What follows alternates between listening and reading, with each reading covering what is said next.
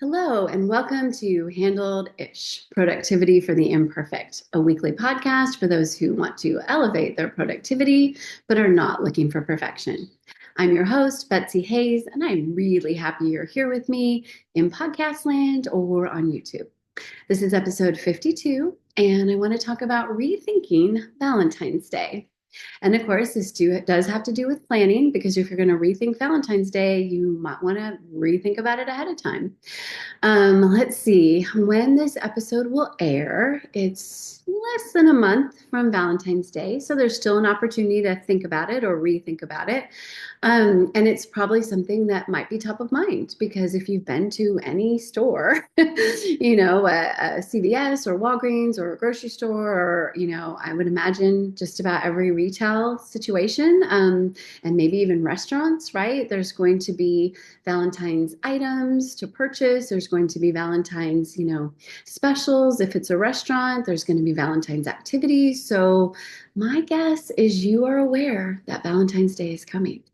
This year is 2025, and Valentine's Day is going to be on a Friday, which, might be a fun and special little addition to Valentine's Day.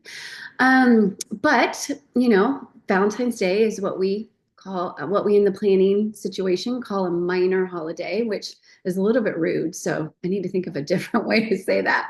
But it's not one that everyone observes. It's obviously not a holiday. And you don't get time off work on Valentine's Day.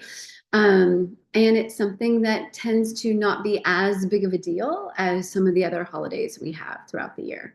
There are obviously people who don't like Valentine's Day. There's people who love Valentine's Day, and obviously there's everything in between.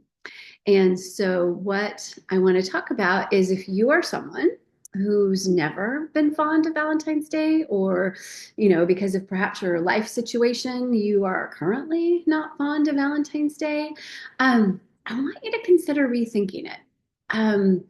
I don't think being sad or upset or mad about any particular day in our life feels very healthy. So if for whatever reason you are not looking forward to Valentine's Day, or maybe you're even dreading Valentine's Day, maybe this is worth a thought exercise. What is something that you could plan or do that you could look forward to? And Valentine's Day, of course, is typically, associated with romantic love.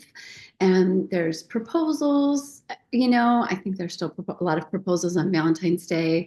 A lot of times, couples will plan special things, either an evening out or in, or, getting gifts or flowers or cards for each other. And that's all lovely if you have a romantic partner. If you don't have a romantic partner, clearly that, potentially could make, folks feel left out. And so, what could we do differently in that situation? They're the Galentines, GAL and then times, for gals or friends. Became popular a few years ago, and a lot of people will get their girlfriends together and do some sort of a celebration. But I don't think it necessarily has to be all women. And if you have a mixed group of friends and you want to have a fun time on Valentine's Day, just because you do in fact love these people, it might not be romantically, but they're people who are very important in your life. Perhaps having an event and talking about how much you care about them might really bring you joy on Valentine's Day. I think broadening the definition of what kind of love we are celebrating on Valentine's Day, I think is sort of where I'm going with this. Maybe, Valentine's Day is a time to celebrate the love you have for your children. Or the love you have for your parents or your siblings or your roommates or your neighbors. I mean, how, unexpected would it be, right? If you, made some heart-shaped cookies or a couple of little candies and, gave them to all of your neighbors. Gosh, I'm really appreciative of the fact that we have such a nice neighborhood. So wanted to celebrate you today. Pretty sure not very many people do that, but I think it would bring us individually a lot of joy, and obviously it would bring our neighbors joy. So that's something. Maybe it could be an opportunity to celebrate your coworkers and let them know how much you care about and appreciate them. Your boss, your employees. Maybe it's your medical providers. I've been thinking about what I'm going to do when I'm done with physical therapy to let them know what how important they have been to me in my rehabilitation. So maybe that's it, right? Maybe you have a physical therapist or a dentist or a doctor or a series of doctors that have just really done a good job taking care of you. Maybe Valentine's Day is the opportunity to share how much you care and appreciate that about them. There's all kinds of groups or segments of people in our lives that we care deeply about and even would say that we love them, and perhaps that can be sort of the way we rethink Valentine's Day. Yes, if you have a romantic partner and you enjoy doing something with that partner on Valentine's Day and that brings you both joy, awesome. Love that for you. Keep it going. Have a blast. If not, then I think there's, an opportunity for those of us who have different groups that we want to, or just a individual human that we want to celebrate our love for them on Valentine's Day. I think we should do that. I think we should, mix it up a little bit, make it fun for everyone. And Valentine's Day shouldn't be an opportunity to, make people feel bad because their life situation is different from other people's. I don't think it should be a day that people dread.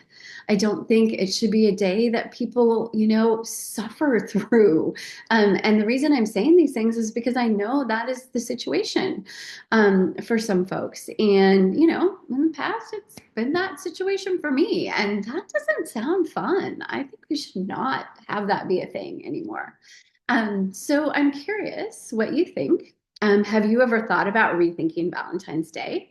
Do you do some interesting, things that don't have anything to do with romance on Valentine's Day? Would love to hear your thoughts about all of this. The internet, is a great way to, find cute ideas for how to, share your love or fondness for folks. And I think, again, with a little planning, it might be something that all of us can look forward to and really enjoy. So, with that, I hope you have a fabulous Valentine's Day, however you want to imagine or reimagine it. I hope you have a fabulous week. I encourage you to tune in next time for Handle Dish, Productivity for the Imperfect. Until then, please take care and be kind to yourself because you are doing way better than you think you are. Trust me.